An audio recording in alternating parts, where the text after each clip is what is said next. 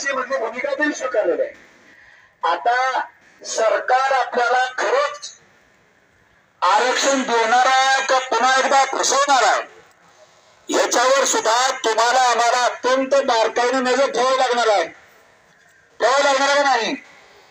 आज घरीला तुम्ही आणि आम्ही घरातले सगळे कामं धाम सगळे काम धंदे सोडून मुंबईपर्यंत आलो. आझाद मैदानामध्ये आपण पटांगणात होतो. सगळे जसे होईल जेवढ्या अडचणी असेल त्या सगळ्या अडचणीतनं सोडून घेऊन काय करावं आपण इथे थांबलो.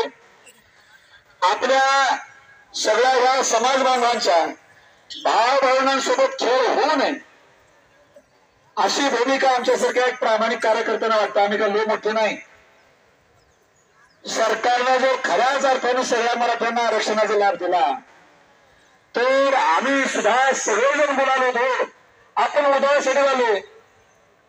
फक्त आपल्याला नेमकं काय पदरात मिळणार आहे या गोष्टीचं आपण एक बारकाव्याने लक्ष ठेवूया.